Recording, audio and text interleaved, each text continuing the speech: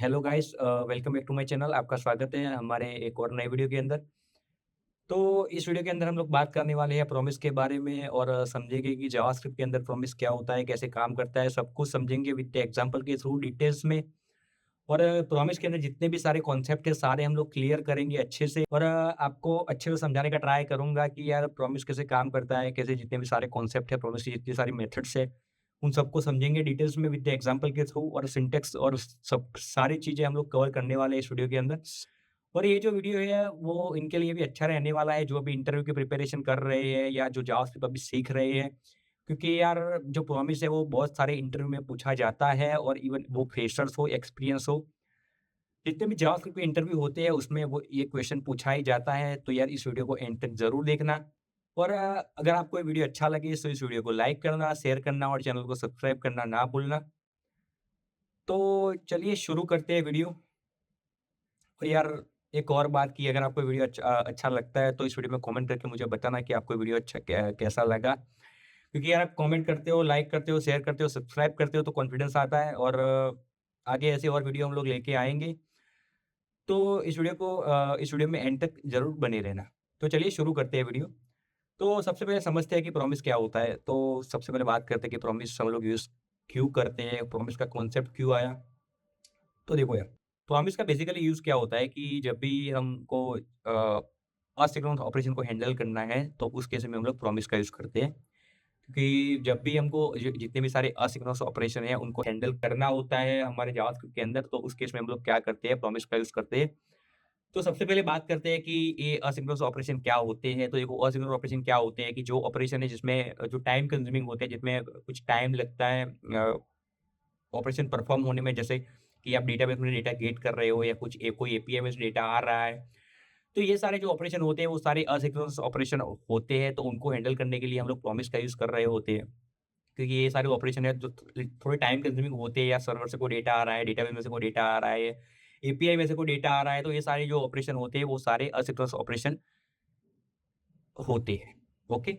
तो यही है कि यार जो प्रॉमिस का बेसिकली यूज़ क्यों होता है कि जितने भी असिंक्रोनस ऑपरेशन है उनको हैंडल करने के लिए हम लोग यूज़ कर रहे होते हैं। अभी बात करते हैं कि प्रॉमिस के अंदर स्टेट कितनी स्टेट होती है। तो देखो यार, प्रॉमिस के अंदर टोटल 3 स्टेट होती है। एक होता है पेंडिंग, एक होता है रिज़ॉल्व और एक होता है रिजेक्ट। अभी बात करते हैं कि पेंडिंग स्टेट क्या होता है। देखो यार, पेंडिंग स्टेट क्या होता है कि जब भी हम प्रॉमिस का कोई फंक्शन बनाते हैं, कोई असिंक फंक्शन होता है, वो जो उसका जो ऑपरेशन है वो अभी अभी तक कंप्लीट नहीं हुआ है। तो उसकी जो स्टेट है वो अभी पेंडिंग स्टेट हम लोग बोल सकते हैं। उसके बाद आता है रिज़ॉल्व स्टेट, मतलब क्या होता है कि जो ऑपरेशन है वो सक्सेसफुली एग्जीक्यूट हो गया है विदाउट किसी एरर के, तो वो जो होता है वो होता है रिज़ॉल्व स्टेट होता है। हम लोग कह सकते हैं कि ये प्रॉमिस है वो रिज़ॉल्व हो गया है। उसके बाद आता है रिजेक्टेड स्टेट। तो रिजेक्टेड स्टेट क्या होता है कि प्रॉमिस एग्जीक्यूट हो रहा है, उसी दौरान अभी कुछ एरर आ रहा है या कोई दिक्कत आ जाती है और प्रॉमिस रिजेक्ट हो जाता है, उसको हम लोग बोलते हैं कि रिजेक्टेड स्टेट। और उसको हम भी ये भी बोलते हैं कि जब ऑपरेशन हमारा फेल हो जाता है तो ये प्रॉमिस रिजेक्ट हो जाता है। ये सारी टोटल 3 स्टेट होती है प्रॉमिस। सबसे पहली हो गई पेंडिंग, रिजेक्ट और रिज़ॉल्व। तो इसको हम लोग समझते हैं एग्जांपल के थ्रू। तो सबसे पहले समझते हैं कि प्रॉमिस को लिखा कैसे जाता है। तो देखो मैं आपको सिखाता हूँ, आप देख रहे हो कंप्यूटर स्क्रीन आप। तो यहाँ पे देखो मैं क्या करता हूँ, एक प्रॉमिस फंक्शन यहाँ पे बनाता हूँ, माय प्रॉमिस। यहाँ पे क्या करता हूँ, न्यू प्रॉमिस, रिज़ॉल्व, रिजेक्ट, और यहाँ पे मैं क्या करता हूँ, let success equal to true, then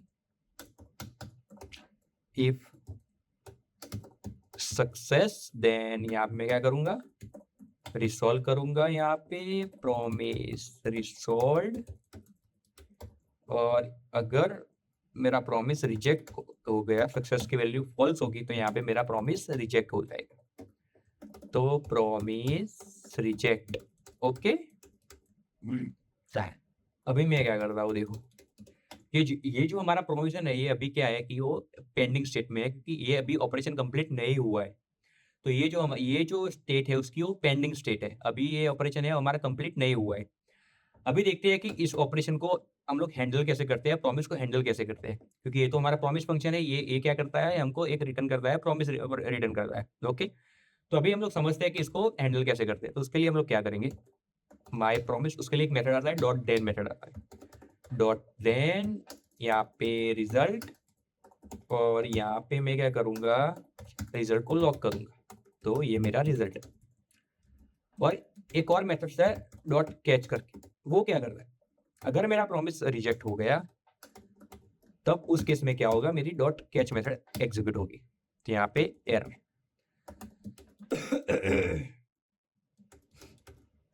okay, अब मैं क्या करता हूँ, इसको रन करता हूँ।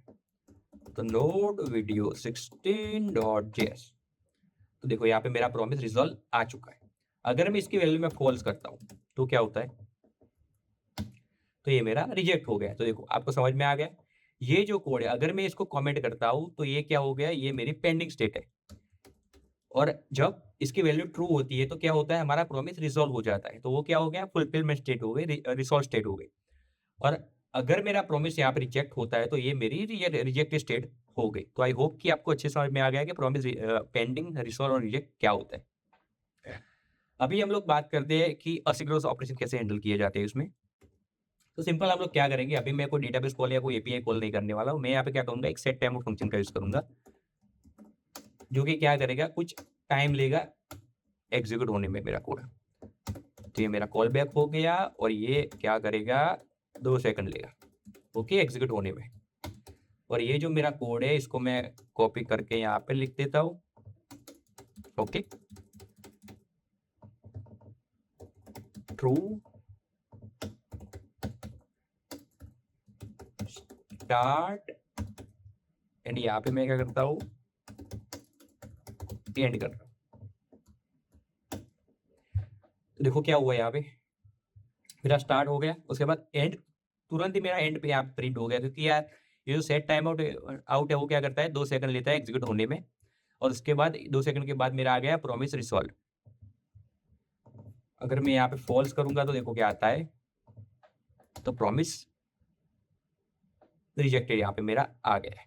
ओके, अब बात करते हैं प्रॉमिस के अंदर एक और आता है डॉट फाइनली करके एक आता है, तो उसका हम लोग यूज क्यों करते हैं। डॉट देन आपको पता चल गया कि जब भी प्रॉमिस रिजॉल्व होता है तो उसका रिजल्ट को हैंडल करने के लिए हम डॉट देन का यूज करते हैं। अगर कोई एरर आता है, कुछ दिक्कत आती है, तो उस केस में हम लोग डॉट कैच का यूज कर सकते हैं, जो एरर को हैंडल करता है।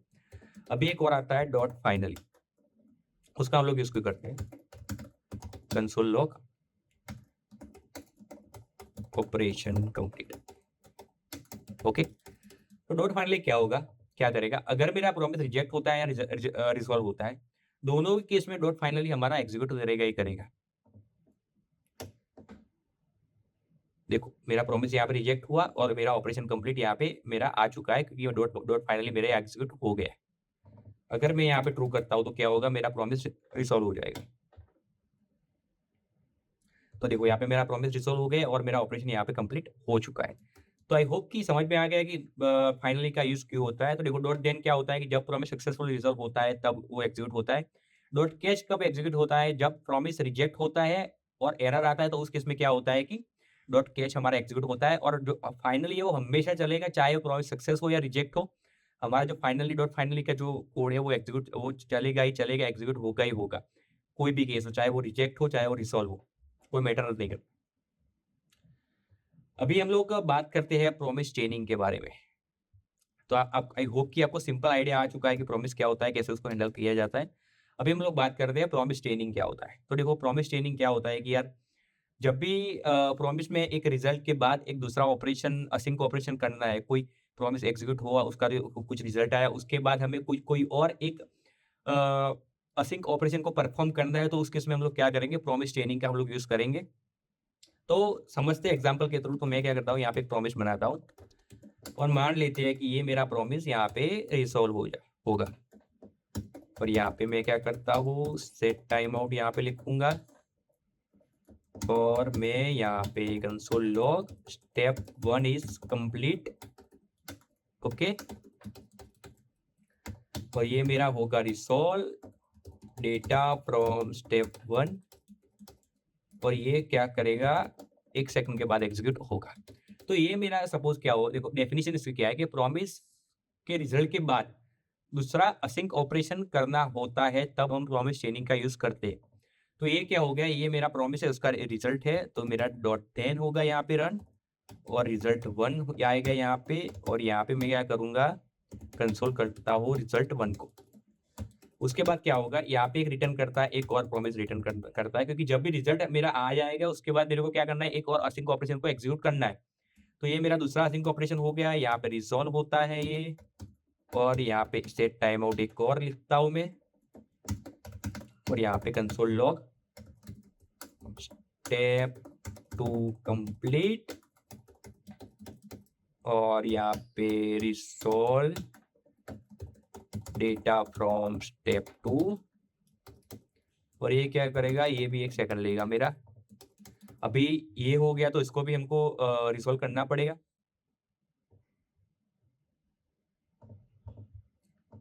तो यहाँ पे मैं क्या करूंगा, .10 रिजल्ट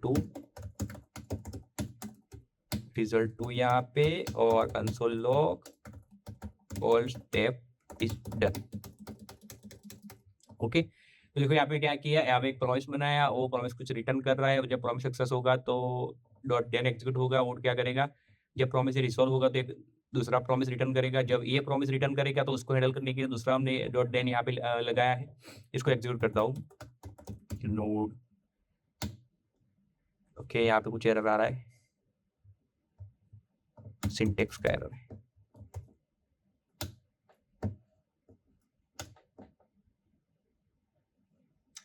तो देखो यहाँ पे मेरा रिजल्ट क्या है, सबसे पहले समझते हैं। सबसे पहले क्या हुआ, ये जो मेरा .10 है वो एग्जीक्यूट हुआ, उसमें जो रिजल्ट 1 है मीन्स क्या होगा, स्टेप 1 इज कंप्लीट, मतलब सबसे पहले एग्जीक्यूट हुआ, स्टेप 1 इज कंप्लीट। उसके बाद इसका जो डेटा है वो यहाँ पे हमको यहाँ पे मिल गया, तो रिजल्ट फॉर स्टेप 1 यहाँ पे ये एग्जीक्यूट हुआ। उसके बाद क्या आया, ये जो प्रॉमिस है रिटर्न हुआ, यहाँ पे एक लॉग रन हुआ, स्टेप 2 कंप्लीट, तो यहाँ पे स्टेप 2 कंप्लीट मेरा एग्जीक्यूट हुआ। उसके बाद उसने कुछ वैल्यू को रिटर्न किया, और उस वैल्यू को यहाँ पे हमने लॉक करवाया है। तो उसके बाद क्या हुआ कि डेटा फ्रॉम स्टेप 2 ये एग्जीक्यूट हुआ, और उसके बाद ये कंसोल लॉग हमारा एग्जीक्यूट हो गया। तो यही बेसिकली है प्रॉमिस चेनिंग, कि यहाँ पे क्या हुआ कि यार कोई एक प्रॉमिस है, उस प्रॉमिस को रिजल्ट के बाद भी हमें कोई दूसरा असिंक ऑपरेशन को एक परफॉर्म करना है, तो उस केस में हम लोग प्रॉमिस चेनिंग का यूज़ करते हैं। तो ये बेसिकली एक सिंपल एग्जांपल था उसका। तो आई होप कि आपको अच्छे से समझ में आ गया कि प्रॉमिस चेनिंग क्या होता है।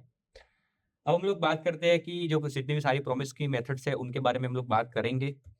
तो देखो यार, प्रॉमिस के जो मेथड्स है उसमें क्या होता है कि सबसे पहले हो गया प्रॉमिस डॉट ऑल हो गया, उसके बाद आता है प्रॉमिस डॉट ऑल सेटल, उसके बाद प्रॉमिस डॉट रेस हो गया, प्रॉमिस डॉट एनी हो गया। तो सब कुछ समझते हैं एग्जांपल के थ्रू यार क्या डिफरेंस है उसमें, और क्यों हम लोग उसको यूज़ कर सकते हैं। तो मैं उसके लिए मैं क्या करूँगा, यहाँ पे मैं 3 प्रॉमिस यहाँ पे क्रिएट करूँगा, promise new P1 new promise, और यहाँ पे रिसॉल्व रिजेक्ट सॉरी,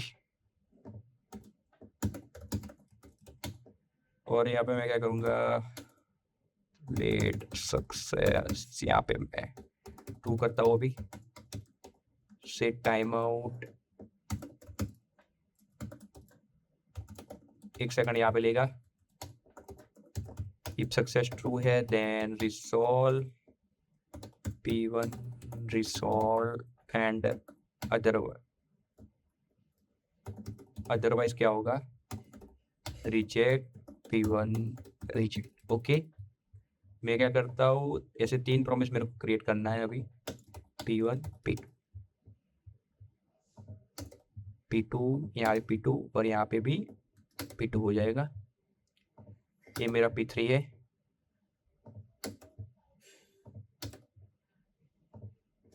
ये मेरा 3 सेकंड लेगा, ये मेरा 2 सेकंड लेगा। अभी हम लोग क्या करते हैं, देखो यहाँ पे मैंने 3 प्रॉमिस क्रिएट किए, P1 P2 P3, P1 1 second लेगा, P2 2 सेकंड लेगा, P3 हमारा 3 सेकंड लेगा। अभी हम लोग सबसे पहले समझते हैं प्रॉमिस डॉट ऑल। तो प्रॉमिस डॉट ऑल कब, क्या और क्यों हम लोग यूज करते हैं। तो प्रॉमिस डॉट ऑल क्या होता है कि यार मल्टीपल प्रॉमिस को एक साथ हमको एग्जीक्यूट करना है, और तो इस केस में हम लोग प्रॉमिस डॉट ऑल का यूज करते हैं। लेकिन प्रॉमिस डॉट ऑल में क्या होता है कि जब सारे प्रॉमिस कंप्लीट हो जाएंगे सक्सेसफुली, तभी हमको उसके बाद ही हमको रिजल्ट मिलेगा। अगर कोई एक प्रॉमिस भी हमारा रिजेक्ट हो जाएगा तो उस केस में हमको एरर आएगी। सारे प्रॉमिस एग्जीक्यूट हो गए, सक्सेसफुली रिसॉल्व हो जाएंगे, तो तभी हमको हमारा रिजल्ट आएगा सक्सेस। अदरवाइज कोई एक भी प्रॉमिस हमारा रिजेक्ट हो जाता है, उस केस में हमको यहाँ पे एरर मिलेगा। तो देखो उसको कैसे हम लोग हैंडल करते हैं, प्रॉमिस डॉट ऑल, यहाँ पे क्या आएगा P1 P2 and P3 .10 result result dot catch error error। Okay, अभी इसको मैं रन करता हूं।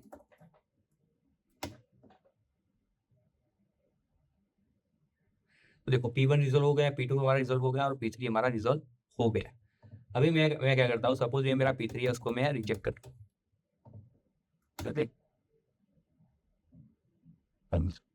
तो देखो P3 हमारा रिजेक्ट आ रहा है। देखो P1 और P2 सक्सेस हो ही रहे हैं ना, P3 सिर्फ रिजेक्ट हो रहा है, फिर भी हमारा रिजल्ट क्या आता है, P3 रिजेक्ट। क्योंकि ये क्या करता है, अगर कोई एक भी रिजेक्ट हो जाएगा ना तो यार हमको एरर ही देगा। सारे प्रॉमिस रिसॉल्व हो गए तभी हमारा सक्सेस सिस्टम में आएगा, अदरवाइज हमको एरर ही मिलेगा। यहाँ पे देखो मैं ट्रू करता हूँ,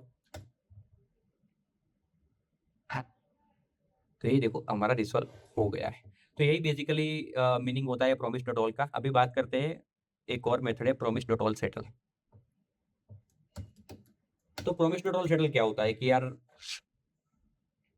वो क्या करता है, जितने भी प्रॉमिस है उन सबका जो रिजल्ट है वो हमको रिस्पॉन्स में दे देगा, चाहे वो रिजेक्ट हुआ है चाहे वो रिसॉल्व हुआ है, वो कोई मैटर नहीं करता। सारे प्रॉमिस को रिटर्न करता है और उसके स्टेटस को भी रिटर्न करता है कि वो फुलफिल हुआ है या रिजेक्ट हुआ है। Promise dot all settled P1 P2 P3 dot then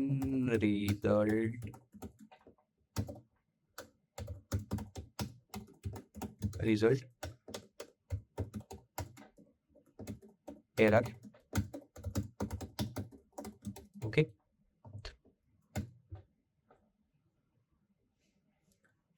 तो देखो हमारा ये आउटपुट मेरे को मिल गया। अभी सारे मेरे प्रॉमिस है वो सक्सेस हो रहे हैं, रिसॉल्व हो रहे हैं। तो यहाँ पे देखो status fulfil value P1 resolve, P2 resolve, P3 resolve. अभी मैं क्या करता हूँ, P2 को मैं रिजेक्ट करता हूँ, यहाँ पे फॉल्स।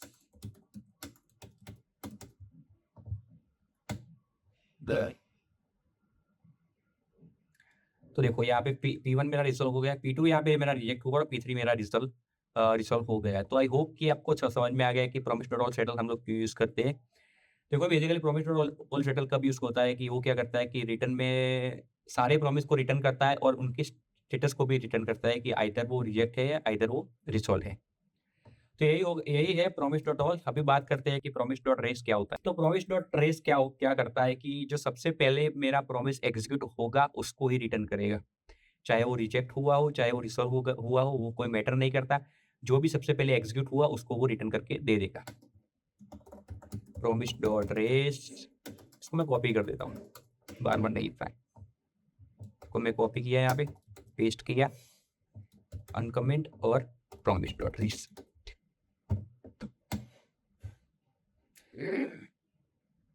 देखो इसने P1 रिजल्ट यहाँ पे सक्सेसफुल रिटर्न कर दिया, क्योंकि क्या है सबसे पहले P1 ही एग्जीक्यूट होता है 1 सेकंड के अंदर।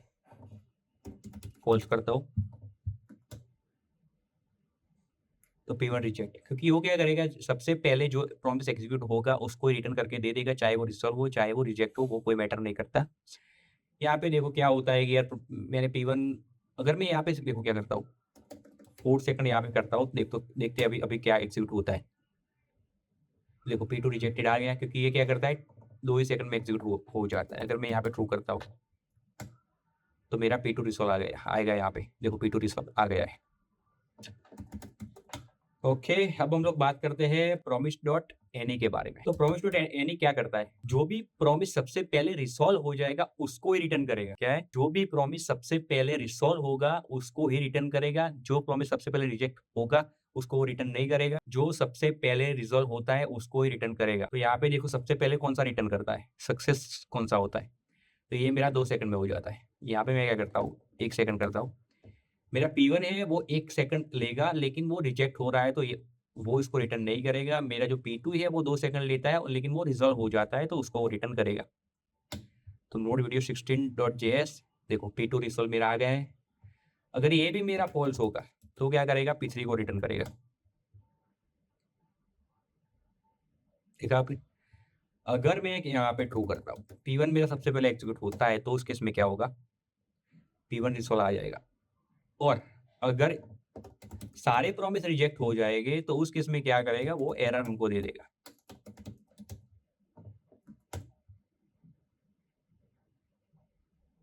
तो देखो error all promise were rejected. तो यही बेसिकली है प्रॉमिस। तो आई होप कि आपको अच्छे से समझ में आ चुका है कि प्रॉमिस क्या होता है, कैसे काम करता है। क्योंकि आज हमने कवर किया है प्रॉमिस क्या होता है, प्रॉमिस कैसे लिखा जाता है, कैसे उसको हैंडल किया जाता है, कितनी स्टेट्स होती है प्रॉमिस की, प्रॉमिस चेनिंग हमने देखा, प्रॉमिस की सारी मेथड्स हमने देखी, डॉट देन क्या होता है, डॉट कैच क्या होता है, डॉट फाइनली क्या होता है, प्रॉमिस डॉट ऑल हम लोग क्यों यूज करते हैं, प्रॉमिस डॉट ऑल सेटल क्या होता है, promise dot race, promise dot any, सब कुछ हम लोगों ने समझा डिटेल्स में विद एग्जांपल के थ्रू। सो आई होप कि आपको ये वीडियो अच्छा लगा है और आपको सारी चीजें समझ में आ चुकी है। अगर आपको सारी चीजें अच्छे समझ में आ चुकी है इस वीडियो को लाइक करना, शेयर करना और इस चैनल को सब्सक्राइब करना ना भूलना और कमेंट करके बताना कि यार वीडियो कैसा है। तो thank you very much guys for watching this video. तो मिलते हैं जी ऐसे एक और नई वीडियो के साथ, तब तक चलिए बाय।